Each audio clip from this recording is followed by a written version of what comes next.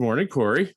Howdy, Phil. How are you? Oh, I'm feeling wonderful. I have my new spectacles on, so I can see you better.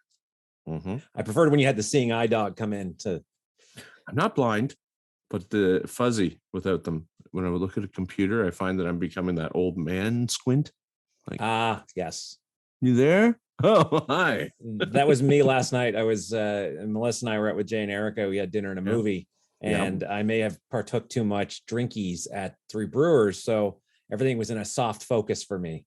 Jesus, that's not glasses fixable. No, that's not. No, that's Let's everything let was your just kind blood of like recover from. Yeah, which was this morning. So I've been up since 5:30 this morning because we got Really? we got in about 10ish. I went to bed by about 11, and then You animal.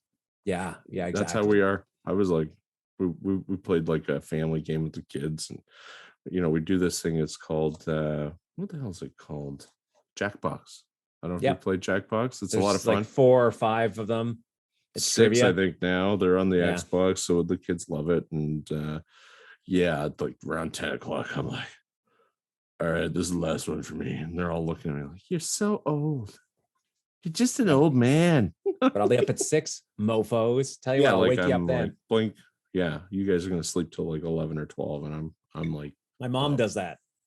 Oh, sleeps till 11 or 12. It's like a college student. Good for her.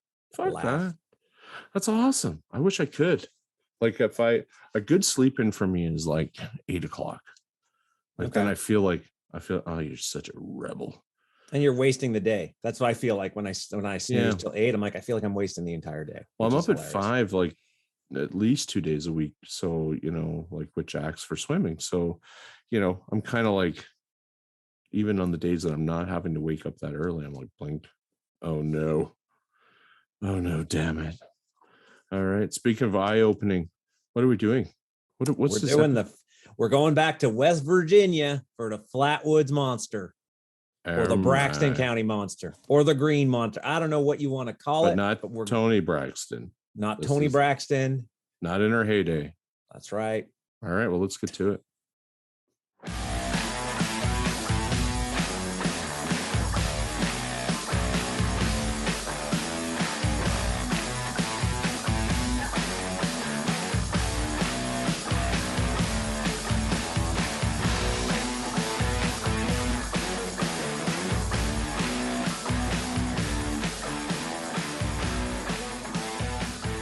Welcome to the OC. I'm Phil. It's my co-host Corey, and tonight we're talking about something crazy, something flat, like the Flatwoods Monster, who is related to Tony Braxton. I'm not sure how that works. Yeah, I think they named the county after her. Oh, but given the fact that counties have been named, the Braxton County's been named that way for several decades prior to Tony Braxton coming into our consciousness, it's possible she's a time. We're not trying to start a conspiracy here. We're not saying that Tony Braxton is actually an alien monster or a barn owl.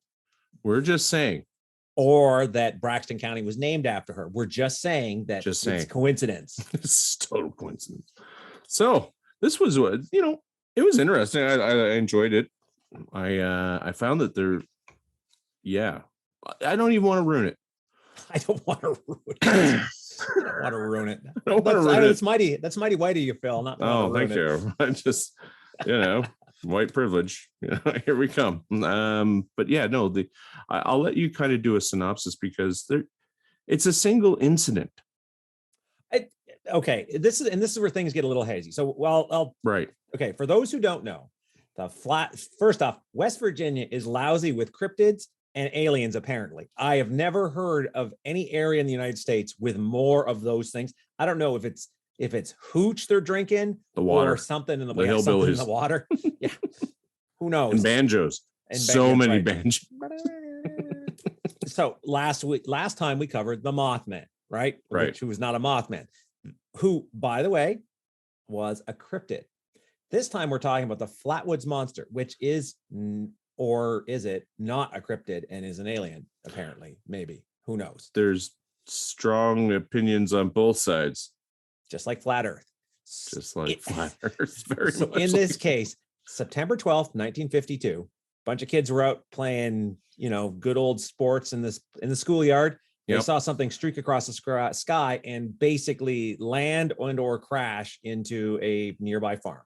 The first thing they do is they go home, they get their esthetician mom, because, you know, why not? Yes. They go get their mom. The mom goes off and calls the local National Guard, who's like 17. Yeah. And they bring their dog and they go check out. They go to where the crash site is. Yes. And what they see there is called the Flatwoods Monster from this point on. Right. And it, yeah. So they do go and they visit. They go and do their thing. But what do they see? What is this? Okay. What is the monster? So depending on who you talk to, the monster is either 7, 10, or 15 feet tall. It just sort of, he's gotten much larger. Gotten much larger. Has a very foul smell and likes to spray an oily substance over anybody nearby, apparently. Has a horrible I knew screech. A guy like that in college. Go figure. And stay away from different colleges. Yeah, no kidding. And towering figure, pleated skirt, claw-like hands, and a big head with a like spade in the background kind of thing. Right. Big eyes. Big eyes. I'll post a picture of the drawing. There's a couple. There was a few drawings and artist renditions. Now, when we say pleated skirt, we don't mean a kilt. No, this is like a full-on to the floor, ballroom gown ensemble, I would say.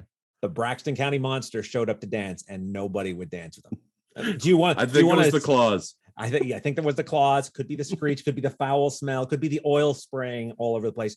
Who knows? So, do you want to pick up on the encounter itself? I can keep going if you wish. No, you're doing great. I think that. I mean, but I mean, really, they see this creature, and but carry on. Let's you run with this. Okay, so the encounter itself is kind of interesting. So the Scooby-Doo gang chases this meteor site. Boom, they find it. They see this towering figure with clawed hands, the skirt, the ace of spades in the back, and just these eyes staring at them. And it's pulsing red. And it's now green glowing pulsing mist. Red or just the eyes? Apparently it was like so this is where you read the different accounts, right? Yes. Not surprisingly, things go terribly. So the dog they brought runs up and then immediately turns around and runs back the other way with its tail between its legs. Because it's smart. This is the smart one. The second smart. No, Raggy. No, Raggy. Speaking of Raggy, Lemon, our National Guardsman, who's 17, who is listed as leading this honor. Our friend Gene. Gene Lemon. He's leading this expedition. He loses it. He drops the flashlight, which I guess was the only flashlight they had. And weapon. Like he falls down and he loses. Like, and there was one case of where I was reading, they said somebody peed their pants. Now, they weren't specific on who peed their pants. That may not be something people are too, eager to. I wouldn't volunteer if I urinated while out of raw terror. So raw terror, they see this thing, it's moving towards them with this kind of weird. Well, it did just crash. Well, and he was probably drinking before, right? No doubt this thing was hammered on something. Explains the spritzing of whatever. And so this is one thing that's slightly inconsistent. Some stories say the thing sprayed an oily substance over the mom. Well then, right? So sprayed. That's how we say hello, more planet. That's right, exactly. It's like that scary movie 4, right? Oh, the fingers. Wait, which one are we? No, and put in his mouth. Yeah.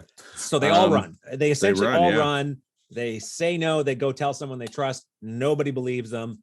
And next morning, you go to the crash site, and there's some skid marks. Which, by the way, when you Google skid marks for pictures, you don't find tire tracks. Just no, there, folks. Yeah, you need. I don't know if there would be tires on a spacecraft, though. Right? Landing gear of some. Yeah, you see the grass, like the area pressed down, and there was an oily, an odd gummy substance. And nobody ever recorded that or. Well, okay. So this was 1955. So in 52. Or sorry, 52. Yes. This is important to our story. Well, yes, tell you why later. There's a couple different, the stuff that follows. Yeah. Yeah. So anyway, this was the incident. Okay. The local news ran with it. And Braxton County to this day still has it made national news, actually, which remember it. Again, this was 1952. This is a big deal. Of course it was, right? It's like, man, crazy aliens. They actually, so Miss May, I guess, was the mom. Yeah. And the National Guard kid ended up going to CBS studios to talk about this. That's the one where they're awkwardly standing in front of the picture she drew. Yeah. Or somebody drew. Or somebody drew. Well, these are just regular folks. Yeah. Right. And so there's a whole bunch of people that are like, oh, yeah, that's terrifying.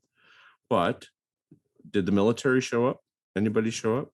Well, funny you mention that. Our good friends in the USAF apparently showed up disguised as journalists. And for those who don't remember, the USAF at this time was running a little thing called Project Blue Book. It was in its infancy, actually. It began. It was one of those, like, so you had the Roswell crash before, right? You had 47. Yeah, exactly. Right. So you had all this stuff sort of start to. This is like a time period of like crazy amounts of sightings. So just this adds to another one of these UFO sightings, which takes away from the cryptid side of this particular topic. Right? Oh, with it completely. So this is what I was saying earlier, that the whole idea of, and there's people on both sides of the fence saying, oh no, it's a cryptid. Oh no, it's an alien. Well, I think there's more people in the alien camp because this incident is the meteor coming down. So it wasn't just these people that saw it. Now, there were 7 in total who saw this whole event take place. I didn't get the names of the other ones. So well, you want the names of the other okay. Ed May, Freddie May, Tommy Heyer. Then we got Kathleen May. We got Neil Nunley, Ronnie Shaver, and Gene Lemon. So Gene Lemon was the National Guardsman. Was the kid. Yeah. 17 years old. Again, armed with a flashlight in his wits. This was 1955. So just so people think 17-year-olds now. 52. Okay. Why do I say 55? Why is 55 stuck in my head? I don't know. Reason. Probably because you had a past life. Yes. I was Gene Lemon, and I think he's still alive. Probably so not. Gene Lemon was 17 in 1952, and 17-year-olds in 1952, you were like a year away from getting married at that time. Oh, so yeah. Just to put things into perspective. Kids. Yeah, exactly. Just to put things into perspective. This wasn't working since 12. That's right. In the coal mine in West Virginia. I was going to say it's Appalachia. You're probably working in a coal mine of something. You were probably doing something with coal. Yeah, with your hands. The rest of your life, work, and then you die because that's your gift. Yeah, that's your lot in life. Yeah, so that's the 7 of them in this case. Now, this was not the only air quote sighting, by the way. There was another one. Oh, so did you hear about the woman and I think guy and his 18-month-old son? No. George and Edith Sinatsky and their 18-month-old son were driving through the rural between Clay and Braxton County on Road 4 when the car suddenly died. He attempted a restart.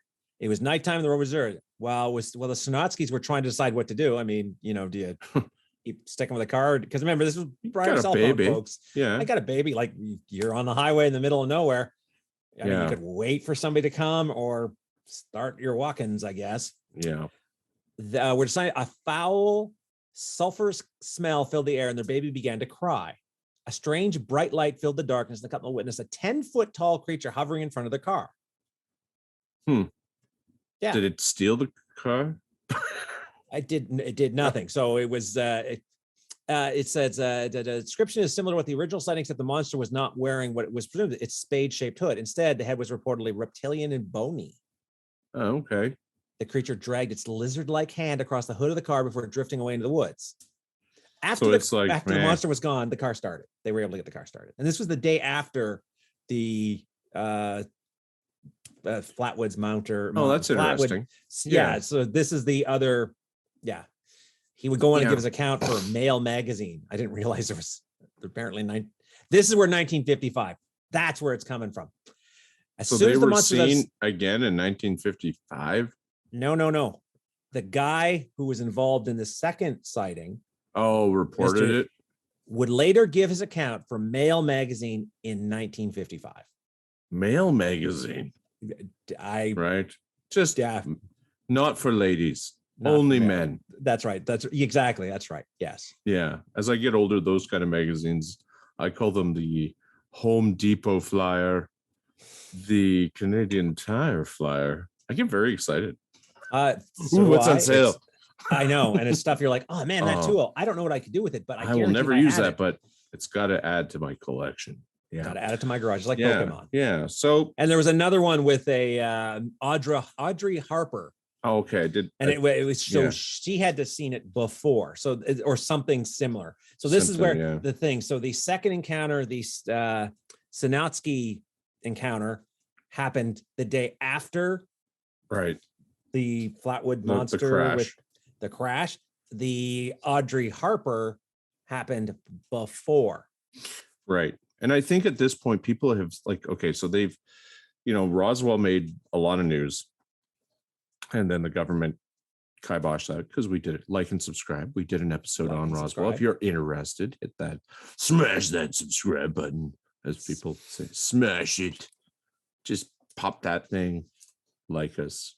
We need it because we ego people with lots. Ego's the enemy, my friend. That's what the Stoics always say. Yes, you're not wrong. Roswell had happened. That was a game changer. That was the first time things publicly went hey, shit's gone wrong here. We had aliens crash and die. And there's bodies and there's all sorts of weird shit going on. And we invented a little thing called the atomic bomb, and the Russians had it. It was Cold War. This was 1952. The Cold War was just starting off. And that's kind of what I'm reading, right? When I'm looking at this, is that there's a little bit of hysteria. People are like, shit's a little sideways, and so they want to believe because they're scared. They're almost like, oh my God, but is this Russian? Are you familiar with the term FUD, Phil? FUD.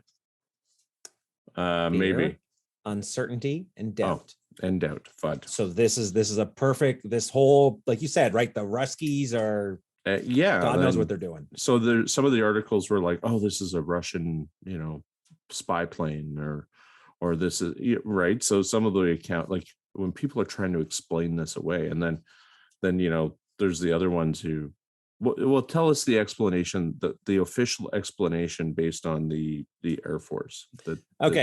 So I actually managed to get the 2 pages of it, the blue book, the blue book report. Right. 2 pages of it anyway. It's the only ones I could find. Yeah. And essentially the long and the short of it is similar to our buddy the Mothman, which would come many, many years later. Yeah. Apparently nobody in West Virginia can recognize an owl at night. Right. There's a couple pieces, so we can go through each of the pieces, right? Sure. The creature itself, they're saying it was a barn owl. It was which is a small creature. not very large. This is not one of those crazy massive things, not like a great horned owl or anything crazy. Correct, right? And but they dismiss it by saying, for example, it would have been standing in a tree. It's right on some foliage, so that lovely green pleated skirt the thing was wearing was bush. Right. And they couldn't return to that site to verify that. Right. Next morning, right? They came there and they're like, oh, there's nothing here. So if it was a meteor impact there, and this is the other part. So a couple of different things to unpack here. Yeah. You've got the meteor, right? So nobody's saying there wasn't something that fell from the sky and hit somewhere. Was it a crash landing? I mean, this is the other thing that, where Roswell was, something terrible happened. Yeah. Some shit went sideways. These little dudes were like, oh, now we're going down. Not in New Mexico. Fuck, we were aiming for Virginia. ended up in New Mexico. Shit. Yes. There we go. But yeah, so they, this could have been we need to land to perhaps, recover resources, or you never know. This thing is moving around. So it's like, So there's a couple different things there, right? So one, they say if it was a crash, could be remnants. There'd be remnants, and now the area looked like it had been tamped down, but there wasn't necessarily a big smoking crater. Remember the Falcon Lake incident? Right. Yeah. Right? Where you had clear burns, you had a bunch of stuff. For sure. That wasn't here. The only thing they had here was, they called it skid marks, but I've also heard them called track marks, and an odd gummy substance. Right. That's how they describe. Yeah, that's what I read too. That they had in the area. But no tests were done on it. Well, again, it's 1952. Right. Still, there is science. There is science. You're right. Now, and it gets kind of a little weird because they basically blame, for example, for the odd gummy substance. So you got two things going on here. You got the odd gummy substance and the tire track, the track marks, right? Right. So they blame both of those on a local yokel. Oh, yeah, they're saying, it was Max Lockhart and his 1942 Chevy pickup truck. That thing's spewing leaky gummy oil everywhere. Right? In the bush. That he went there to check it out. Oh, right. Okay. Well, everybody thinks these people are crazy. Like insane. So state police are like, you are crazy. And basically they were like, because they couldn't make up their minds of how tall this thing was, that was also like, okay, so what is it? 7 feet, 10 feet. In defense of anyone who is like terrified looking at something, I think you would get varying degrees of height.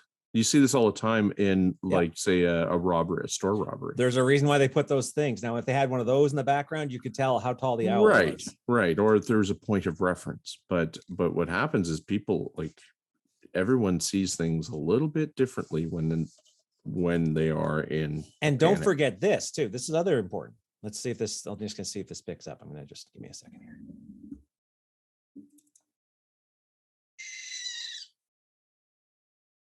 Nice.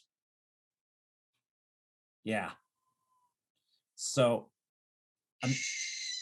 imagine you had that bad boy screaming at you. That's an owl. That is the screech of a barn owl, so you're in a heightened state of, oh my God, what the hell's going on? Right. And you're in that state, like you said, right? We're talking early Cold War. We're talking, are the Ruskies invading? Was this, right? And you're hearing Roswell. You got all these incidences. So you're kind of stoked. You're not coming in necessarily in the clearest state of mind. Right. No, you're not. Now, there's a number of articles that are happening at this exact same time as well in the world, or in the United States. So, and we'll get into that in further detail, maybe even in our next podcast. You never know. You never know. It's right. You never know with us. It's a possibility. But there's a lot going on in the United States at this point in time. Yep. In 1952 is like this virtual hotspot for all kinds of things, UFO, and they call it kind of a golden age, right? Like the whole the beginning of a golden age of UFOs, and the government is very panicked at this point in time. Mm-hmm. They don't know what's happening, so they're, every time they have an opportunity, they're very much trying to dismiss this. Now, there are accounts that there were, like you said, military individuals, Air Force individuals who were asking questions. We know that for certain. That's for a fact. Actually got, they were plainclothes individuals. Yeah. And they were, my guess is this, Project Blue Book was first created in 1952, which I thought was pretty awesome, by this guy named Captain Edward Ruppelt. And this reading led me into a lot about Project Blue Belt, Project Blue Belt, because it started as like what Project Grudge, like it started as something earlier than Blue Book, but but they gave it an official name. It was started out of Wright Patterson Air Force Base. Yeah, and a whole bunch of shit happened. Like there were like before this happened in September, so in like April there's like dozens and dozens of sightings happening. This is like, and not just from like folks like the Mays, like this is like from actual pilots, commercial and military, reputable sources. And the ones that make me more concerned are like the radar, what do you call those guys that are watching radar and all that stuff? There's a name for them. Operators, I don't know. Yeah, like so air traffic controllers. That's it. There's some commercial ones, and then there were military ones that have the ones who were doing like bases. The NORAD, the do and they're like, and sort of... this is also a time that like, so this is a very, and I don't want to get too much into it, but this is a time where like, this is big news that people are actually like, they're eating scared. This up with a spoon. And let's not forget this. Media is going to look at that and say, wait a second. Hey, we can put the, what was the one I got here I can't remember what paper this is from. I got the article, Braxton County residents faint, become ill after running with weird 10-foot monster. Right. Well, there was a bunch. So the local, what was his name? Stewart. So the local newspaper publisher, his name was A. Stewart. And he believed these people. He's like, they were afraid. Whatever they seen, they were fucking scared. And he published that article knowing that. And this is the cool part about this. In that, so did you read about the fellow Joe Nickel? Nah, maybe. I don't. So this is the guy, he's a member of the Committee for Skeptical Inquiry. It's like a skeptic, sort of like a skeptic. And they basically go around the world solving mysteries. And he's like a full-time investigator. Oh, and one of the at that time things, or... Yeah, he interviewed the people. Like, so it's he's been around for a while. I think maybe I did read about him. Yeah. Okay, go ahead. It's hard to stumble. I kept seeing him come up. Now I don't know exactly when he interviewed them, but he did interview them. Or something. Like the details about when he talked to who, like did he talk to them? Because he was born, so our good buddy Joe Nickel was born in 1944. So clearly he didn't talk to them in 1952. But he interviewed them later, and that's where I was trying to get the the assessment. Like, hey, when did you talk? Because they would have again. You got most of the people involved in this were in their teens. They were young for sure, right? So which also leads to you have less likelihood to tell an elaborate story. But you do have a great imagination. You have a great imagination. You do have a great imagination. But I mean, these stories correlate, right? So they would have interviewed these people separately. Yeah. I mean, there's no way they would have just put I remember that happening. And so, what you do have is that, yes, when you're young, you have a great imagination, but you also haven't developed the skills to lie. Good. Like an adult. Right. That comes later in life. Yeah. Where it's like, I think he was 4 feet tall. Maybe it wasn't an owl. I don't know. I mean, I don't know. Fine. And under grilling, they never changed their story. Yeah. And that was the cool part about what Nickel concluded. He said, this is not a hoax. No. They did see something. And so speaking of seeing, right. So we've got a couple, and everything's kind of they're able to explain everything. So we've got the alien itself being a barn owl sitting on a tree or a bush or something, right? Yes. Making that horrible screech. The foul smell in the mist. So apparently Appalachia is lousy with mist, but do you know how the foul smell, how they dismiss that? Methane? No, close. What they do is they call it, where is it? Actually, methane doesn't have any smell, I don't think. Well, it's sulfur. So there's two things. They say local flora, blah, blah, blah. They're in a bog. Yes. Recognizes coming from a type of grass that is common here. We found the grass growing all the kind of always smelled the same, though perhaps not as strongly. Another one is about the natural sulfur springs.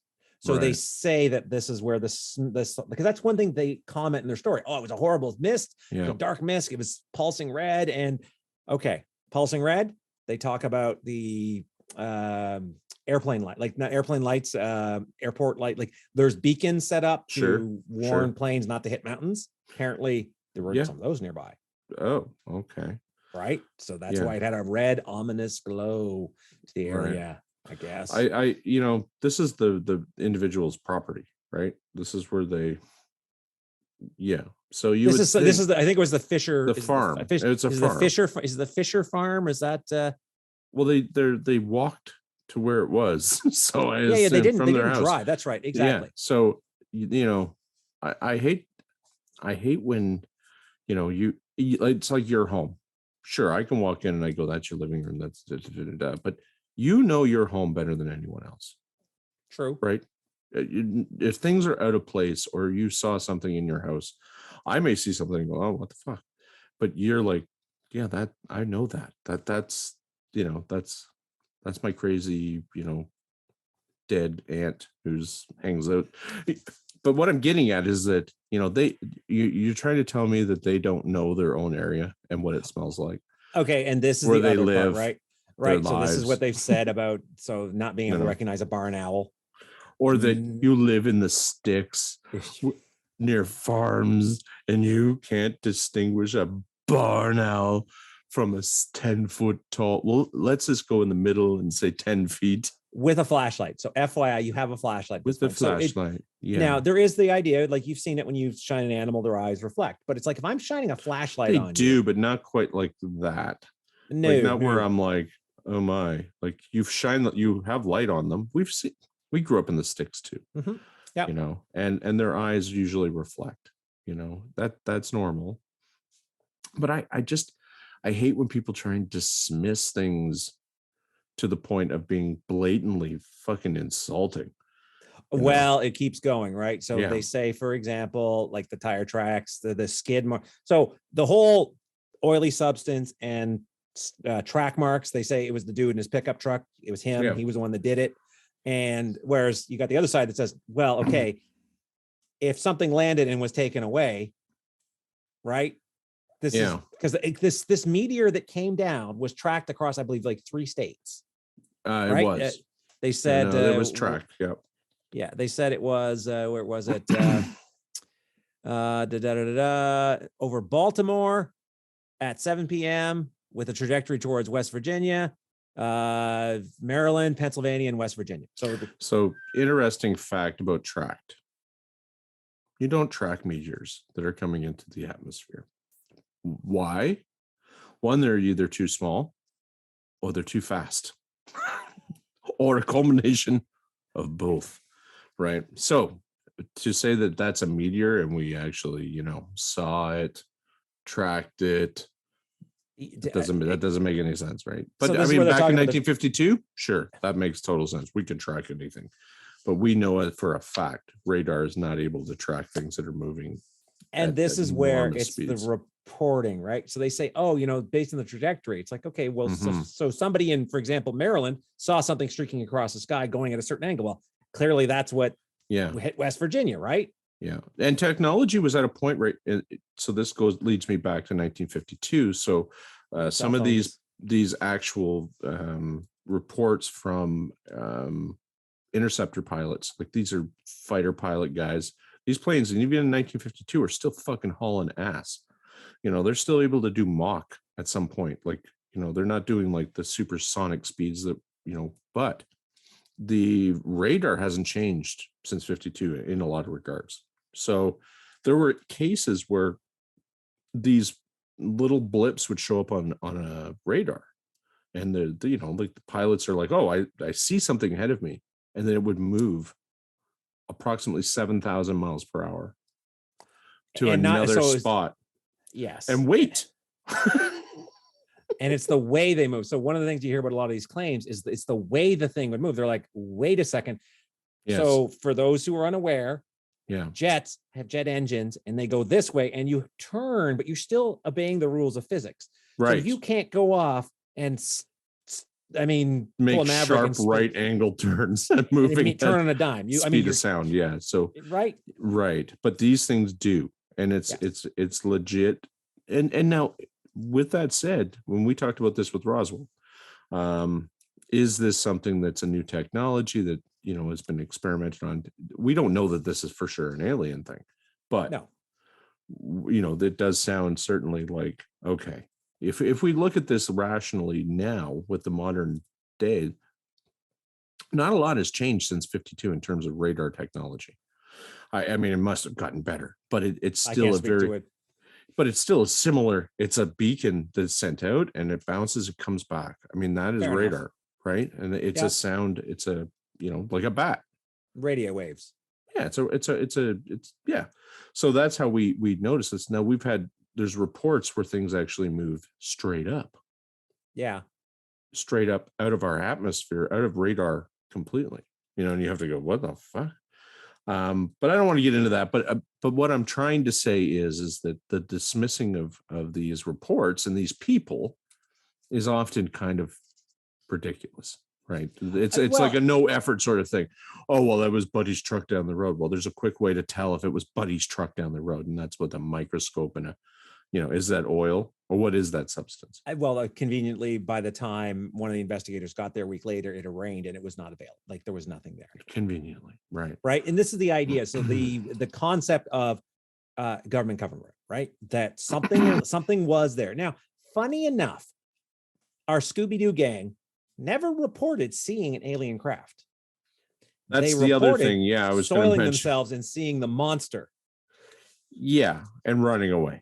And running away. Well, because makes total sense to me. I'd be like, oh. Dog's a smart one, right? The dog immediately hauled ass out of there. So okay. Yeah. And that's not uncommon for certain animals. Like, you have a domesticated animal. They're not fighters, man. If I heard that unless they're trained to be ass out of there. Right. It's like, oh shit. We're getting out of there. Yeah. Did you read about the symptoms of that the people that the Scooby-Doo gang had? Some of them had. I think Lemon got the worst of it. Apparently, he was the closest. Like hysteria and okay, so like everything was everything. So this is the official explanation for any symptoms they experienced was either hysteria or overexertion. So that's the reason. That's not the symptoms they had, but they're saying the reason why you had the symptoms. So you had the idea. So you had what was it? Consistently nausea, vomiting, throat irritation, irritated noses, convulsions for weeks. Really? Yeah. I didn't read the convulsions, but I did read that. So, like who knows what they were breathing in now? Well, do you know what does those things? No. What? Mustard gas. Oh. So they say these are and it also kills you, I believe. Okay. Apparently the fatality rate of mustard gas is about 5%. Oh. Most people from mustard who get exposed to mustard gas, aside from having a really terrible time, don't die. Yeah. I did not know that. I thought if you were really inhaling or you were I think if you're huffing it, I mean, if you're huffing more mustard gas and oxygen, I think you're dying of you're dying of something, but the symptoms they experience. So they often say, hey, it's an irritant then, right? Correct. Right. And I'm thinking chlorine gas. It can do everything what do they say? Skin redness and itching of the skin may occur, may eventually change to yellow blistering. None of that was reported. Eye irritation, respiratory tract, runny nose, sneezing, hoarseness, bloody nose, sinus pain, shortness of breath, cough, digestive tract, abdominal pain, diarrhea, fever, nausea, vomiting. And then they actually talk about like bone marrow. Jesus. So, but look at Falcon Lake. He had numerous medical conditions, respiratory. Seem to kind of align with radiation poisoning. Right. And that sounds very similar as well. Well, nausea and vomiting, right? I mean, could be they're all pregnant or. Right. That lasts for weeks. So I think the only one that had severe, like a week long, was apparently Lemon, which would make sense given the fact that he was the one that was apparently closest. Like he was the one who went up with, whereas the rest of the Scooby-Doo gang hung back. Although I'm still not sure how May got sprayed with the oily substance. Again, that's inconsistent in the stories. Jesus, May. Jesus, May. It's not that kind of party, May. You like to party. That's May, right. Put your clothes back on. Damn it, this is not that kind of party. Not that type of encounter. Well, I found something interesting about, so in 1949 was when kind of officially the Cold War was like the Ruskies, as they called them back then, the Ruskies developed their first nuclear weapon, right? And they were worried, and so there was a lot of activity in the sky. There were planes all the time searching out bombers, because there was a big worry that Russia would drop a bomb on the United States. And as we know, they're very close. Like when we look at the map, everyone's like, well, Russia's way over. Oh, wait a minute. If you take the long way around the world, yes. If you want the scenic tour, but otherwise you're like literally 18 miles, as the crow flies. There's shorter ways to exactly. This is like, oh, Russia's we can reach there. Alaska, and we can see people on the Sarah Palin had her foreign policy experience, right? Because she was so close to Russia. Right. That's right. So you kind of go, oh, okay. So there was a lot of like controversy about how many, could this have been a plane? Could this have been, like there was other things that was going on, but there was a lot of activity. They were still riding high. So war spurs innovation. Okay. Yeah. So for World sure War I and II, the amount of stuff that came out of there technology wise was awesome. Guess what? The Cold War didn't slow the innovation at all. Like they were still riding high from this, and you've got runaway military budgets, and Korea is going on right now too. Yeah. Korean War. So you have you've got soldiers dying in Korea. Like Korea ever see the TV show MASH? Korean War, baby. Not a pretty place. No, but Hawkeye, let's not forget. Radar. I love those guys. I love MASH. It was a great Radar TV was a teddy bear's name, but the whole media was very, so let's keep in mind the whole concept of independent media at this time did not exist, because the information coming out of any of these wars was, 1 part truth, 4 parts propaganda of. Yeah, it's not like today where you've got like boots on the ground. You've got, which is hi, I'm John from CNN. Oh, what's the action? No, no, sniffing it was gas, sniffing bags, backpacks. Oh yeah, that totally smells like nerve gas. Okay, if you can smell it, folks. If something's with nerve gas, don't touch it, don't smell it, don't lick it, don't do anything. Don't do anything. That's a good rule for a lot of things, actually. That's a good rule. Yeah, rules to live by. Rules to live by. Don't if you don't know what it is. But what I had read too, which was like, so in 1952, there were 4 young soldiers who died from Braxton County as well. Did you read about that? And so, there's a lot going on right in this period of time. And this does hit the news, and so they start to capitalize on that. I don't know if you want to go into, but they capitalize on, just like Roswell has capitalized on this stuff. And to this day, chairs you can sit in. Right. Like a little face where you can put your face in the but there was some dude, what was his name? He was selling. Oh, is that the statues? Like the $30, something like 1,000. Yeah. He sold like 1,000 of these little things for $30 a piece. These little statues, these little green dude ceramic monster figurines. And he's like, people asked him, do you believe this? And he's like, no, I don't believe in the Easter Bunny either, but I'll make a buck from it. I'll sell you a ceramic figurine of it. Sure, why not? Right. And I thought that was interesting. So this is where I always find this fascinating, where you sort of like, I don't believe the original Scooby-Doo gang here were like, okay, let's do this, and we'll put Braxton, we'll put Flatwoods on the map. No, they didn't. No, they these saw were simple folks that were scared. Simple. Whatever you say, simple. I think of like Simple Jack from Tropic Thunder. I'm going born. Don't go your full. Audience. Yeah, don't go full. Yeah. Anyway, I don't like saying that word. But there was something else that happened. You can quote. Yeah, never go full retard. That's what they said. That's a movie quote, folks. I'm not. That was Robert Downey Jr. that said that in blackface. Lose the audience. That's while wearing blackface. While doing blackface. Maybe we shouldn't be. Maybe this isn't quotable material. No. What do you mean, you people?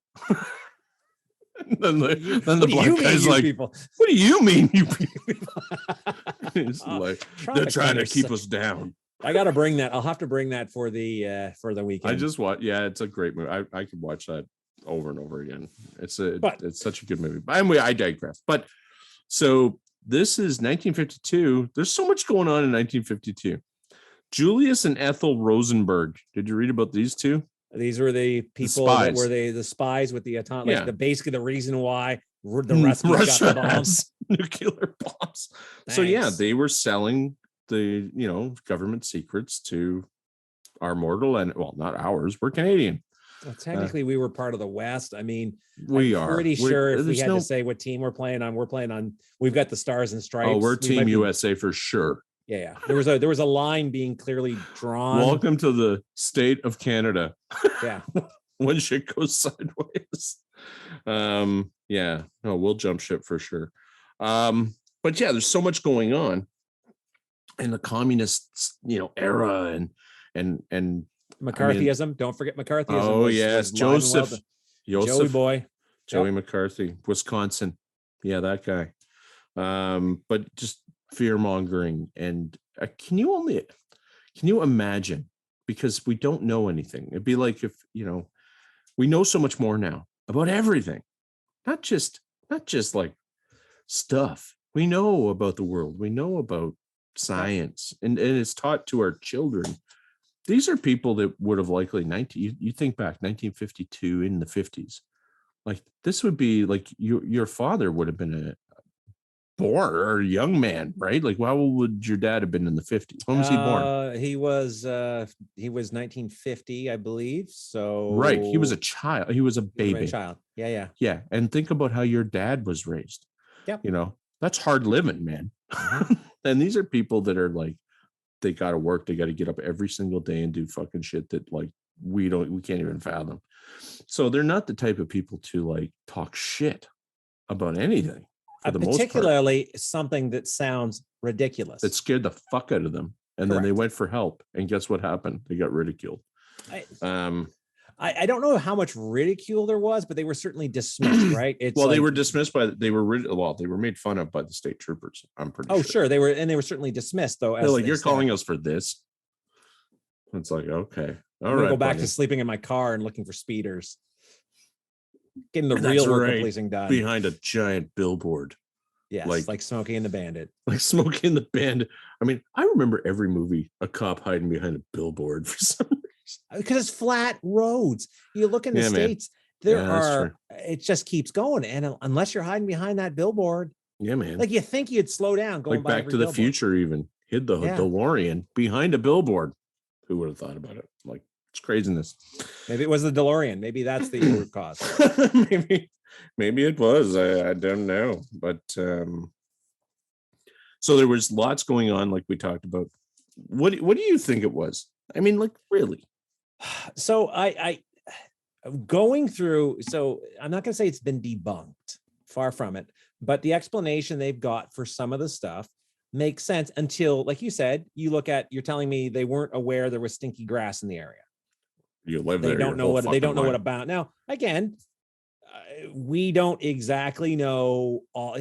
We're too far away from it, right? Even the Mothman was more recent than this. Right.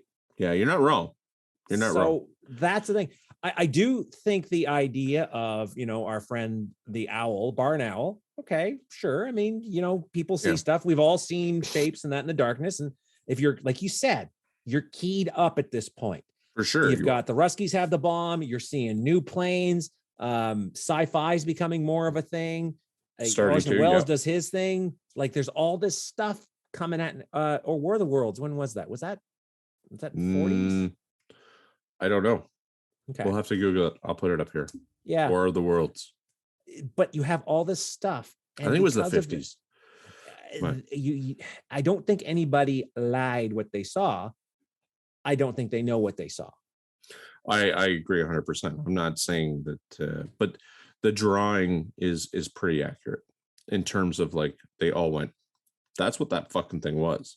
It was consistent with the accounts were all consistent. Now, again, it's consistent in the sense that they saw something and this is the shape they saw. And when you see some of the, I watched a couple short YouTube videos about it and other ones. And you're like, okay, I could see how in the right lighting conditions, you might mistake an owl sitting on top of a bush for sure. this thing. Maybe because they talk about the claws, right? They said, oh, it had like claw hands. Okay, well, okay, there's the talons of the owl, right? But you had a flashlight. You could had a shine flashlight, the flashlight and he's on. from the area. They're all from the area. Think he'd recognize, and same thing if it starts to fly at you, which is one of the things they talk about with the way it moves. It was levitating towards them. Yeah, correct. Right, it was coming at them, hovering. It was old man Fisher, and he was trying to old man Fisher. It's old man Fisher, the Scooby-Doo gang. That's the solution for it. It was damn kids. He was running a counterfeiting operation or a moonshine operation. Yeah, put on the dress, Harry. Gotta scare these damn kids away. Your turn. Okay, you get the oil spray. Get the spray, old lady May. If I had to say, I'm more inclined to say, okay, they've provided reasons. It's just okay. Could they be it? Sure. I mean, you can explain a lot of things away. So sure you can. What are you trying to do, right? Yeah. Like for me, when we look at certain things, like when you have like so many accounts, well, like Bigfoot, well, you have so many encounters, and where are these encounters that are always in the same sort of idea of places? You're seeing stuff right now that is all over the internet. We're so desensitized to it. You can see curse of knowledge. Was in Illinois, or like there's a baseball game, and there were like fucking a bazillion videos taken of this thing flying. It's a giant, like, fucking. People are like, "Hey man, what's that? Oh, that's pretty fucking cool. Oh, it must be an alien." Nobody cares anymore. Well, because you can't. So, and even on the internet, it's hard to trust. I was telling Melissa about for sure, it's like hard the to situation trust. of the war in Ukraine. Here's the deep fakes of Zelensky telling people to stand down. We're losing. Yeah, I know. And you're like, okay, there's no question. But at the same token, you're at a game and you've got like 900 cameras pointing to the sky, and you have to go, okay, that's a little fucking weird, or 9,000 cameras. Yeah, right. And it's one of those things where you kind of go, or there's soccer games in Europe that these similar things have happened, where there's like shit going on. That it's hard to explain away, and now you're 1952. It's easy for us to sit back and go, "Oh yeah, it was a barn owl." But I believe they saw something, and was it exactly what they described? Perhaps not. But were they far off? I don't know. I mean, hard to say, right? Why, if this was as common as you say, there are millions of barn owls. Why are we not reading more reports about accidental barn owl? And the problem you run into is it is kind of hard. Like, so the Blue Book folks had their conclusion, and their conclusion was, it was probably an owl. Like that, you had the airport, you had the airport lights or whatever, the beacons. That's the red. So what happens too, though, with Project Blue Book, when this is another thing, it's infancy. Edward. So Blue Book is in its infancy, but it technically existed as Sign and Grudge prior. It did. So it did exist in some form. But before Ruppelt took over. Correct. Took over the project and actually took it kind of like seriously, right? Because it was meant to be. So one was an investigative kind of thing, and Project Blue Book was more like an unbiased look at thing. It was supposed to be. That's what it was designed to be. And if you look at the history of Blue Book, which I'm sure we're going to go into, I think I know. Well, because they were being fought. They were, they were being fought left, right, and center. But yeah. What else do you want to add? Again, keep an idea of the times. 1955 or 1952, right? This is when we're at the height of hysteria, and it's part of this. It's kind of the start of the golden age of all these sightings. Right. The interviews with the people there, like you said, you've got the CBS where they had the Lemon and May, showing the thing, right? Right. Would it have mattered if they had a photograph in 1952? Yeah, that would have mattered. Then immensely. Would it matter now? Not a bit. Not a bit. right? So this is the problem. You're not wrong. Like, and that's where we go back to, like, when you say Bigfoot, and I go, okay, well, this is a fucking video and it's been beaten to death by experts, and no one can say that this was a fake, because in 1952 you couldn't deep fake anything. Correct. Right? Like, not now. Like, it'd be really hard if one of them had brought their, I don't know, what was the cameras like in 90, I guess like cameras 7 mil, like I was gonna say, I guess it's unlikely anybody in Flatwoods would have had a little camcorder or camera, because this was not necessarily commercially available. Yeah, and they weren't like rich folks, like Ed and Freddie May, like, like they climbed a hill and they're like, what the fuck is this thing? Do you think it's a government cover-up? I think the government knows as much as you and I know, in terms of when they go to these things, if and they don't want people to necessarily panic. Is there the government's openly admitted that there are things they can't explain with the UFOs. Like, they've actually got, they talk about, one of the things they talk about is the higher the quality of the case, you've got a higher chance of it actually being an unknown, meaning we can't explain this, right? Because we've got so much detail, we don't know what this thing was. It's so funny because, like, with COVID, right? And it was actually Joe Rogan. One of the things he said, like, you're in a time right now where the government opened up its files on like all these different things. Basically, the Pentagon said, okay, there's so many open, unredacted shit, and basically have said, yeah, aliens, yeah, we're pretty sure there's shit going on. Well, there's stuff. They're saying there's stuff. We have no idea. So either they're saying we have no idea because they do have an idea and they don't want to, like, would you think about that for a minute? And I'm not saying, all I can say, Phil, is remember our good buddy Ben Franklin. The only way 3 people can keep a secret is if 2 of them are dead. So, well, but you have these leaks. Look at Bob Lazar. I love Bob Lazar. Bob, oh God, I love Bob Lazar. Bobby but he never benefited from anything, right? And I think you're going to see down the road that guys like Bob Lazar and individuals, he knew all the top secret areas. He worked in before they became public. They became public because of him. You have to, kind of look at this and say, well, what benefit do we have by knowing as a you and I? We have no benefit from knowing there's aliens. In fact, if anything, it just causes pandemonium and fear. So this is where a lot of all this stuff comes down. So, like, in the case of if we were to look at, so let's try to look at the Flatwood Monster encounter, incident, whatever you want to call it. Sure. And from the similar lens to Roswell. So Roswell happened, they swoop in, they grab everything, they go. Absolutely. And they were like, okay, wait a second. Apparently us going in and grabbing everything and letting people know that, even if it was completely innocent, say it was a weather balloon, say it was an experiment, whatever. I say completely innocent, maybe an experimental craft is nothing, but I digress. Right. So they say, and this time, you know what? Okay, we're going to go to Braxton County and we're just going to make stuff disappear. Right. We're just going to make stuff disappear. And anybody because we don't want another Roswell. We don't want another Roswell. When we did Roswell, there was an official statement from an Air Force captain who said this was an alien craft that had crashed. Yeah. And then that was quickly like, oh yeah, no. No, it was a mistake. No. Oh my. And there were dozens and dozens of military vehicles, like transport vehicles, and that place was just ripped apart like with a fine-tooth comb.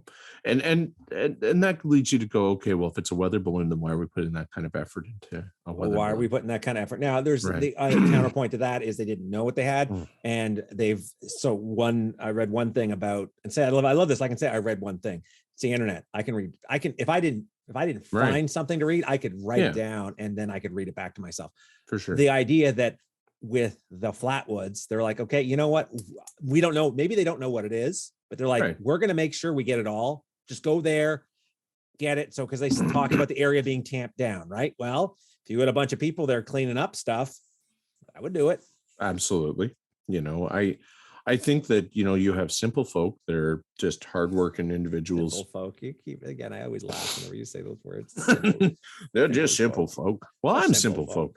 You don't, you don't want to bother anybody. You're just like, okay, I want to live my life and do my shit and raise my family. And do I want to be involved in a conspiracy? No, not at all.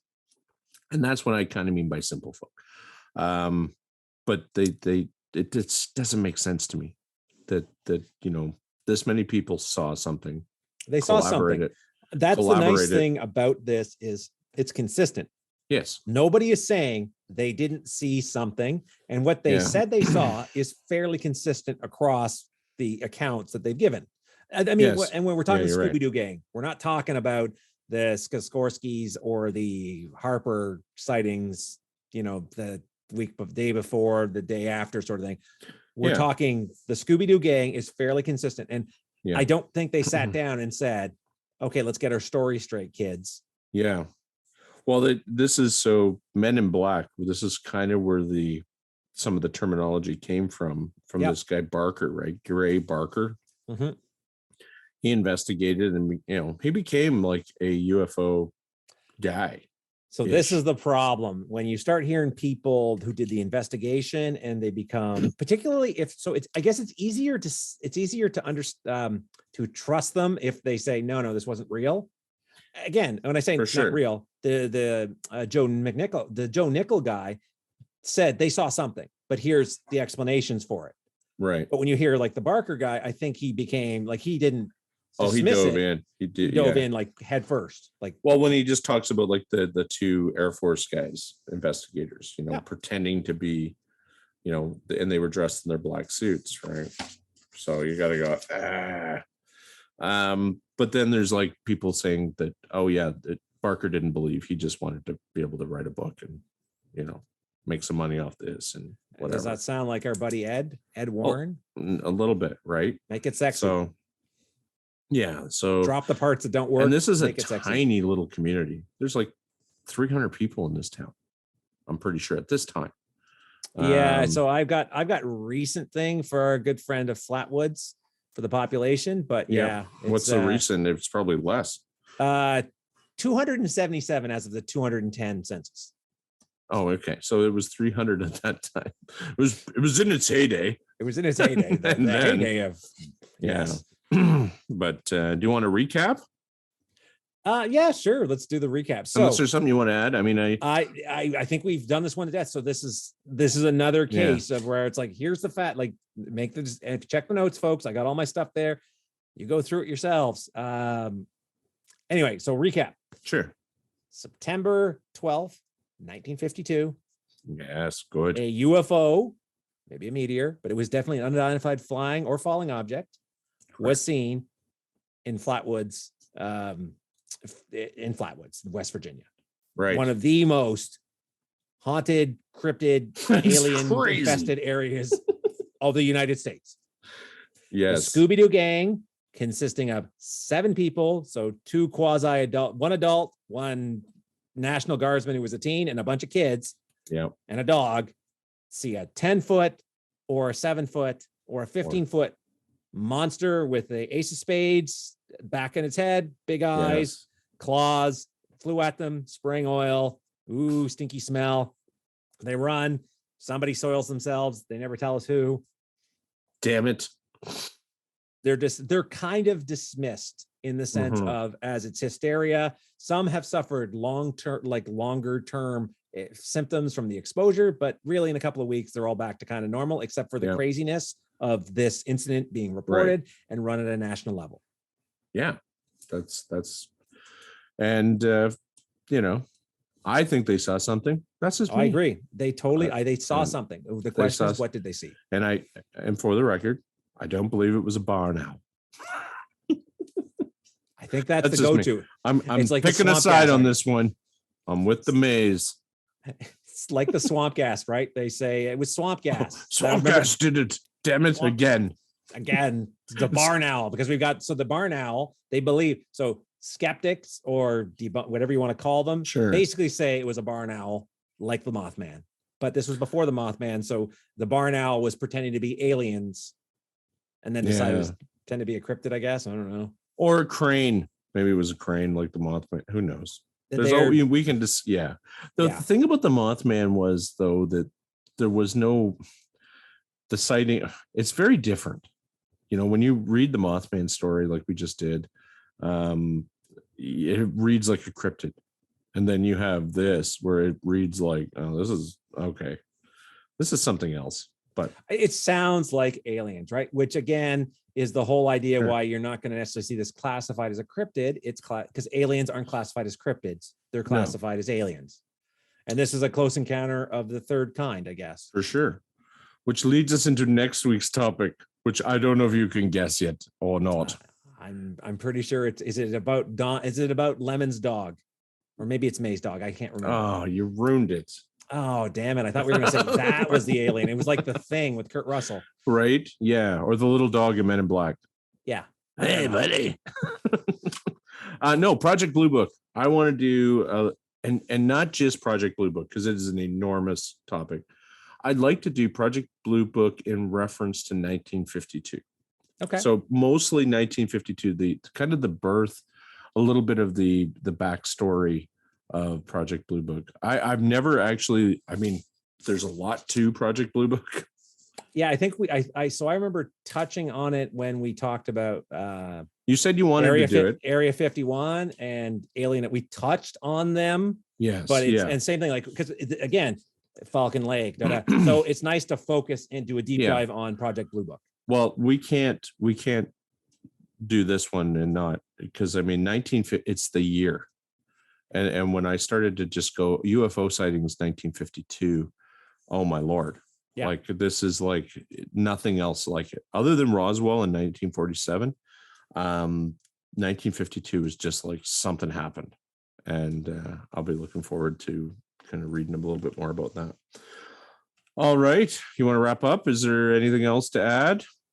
I don't know, folks. If you wandering through the woods one day and you go to a teddy bear picnic and the teddy bear picnic the teddy bears happen to be 10 feet tall, stink of sulfur, run away. Spray with oil. That's right. Let's see that again. It's this horrible nerve-killing screech. Yeah. If you hear that, get the fuck out of there. Get out of there. Jeez, you know what? Yeah. Just get out of there and record, but record everything. So record everything. On. Yeah, absolutely. Keep your cameras on, folks. Thank you very much for watching the OC. I'm Phil. It's my co-host Corey. And next week, we're going to talk a little bit about Project Blue Book at the Blue Man Group, maybe. You never know. Anything's possible. Skies are endless. Skies are endless. Have a good week. Good night. See you, folks. Good morning.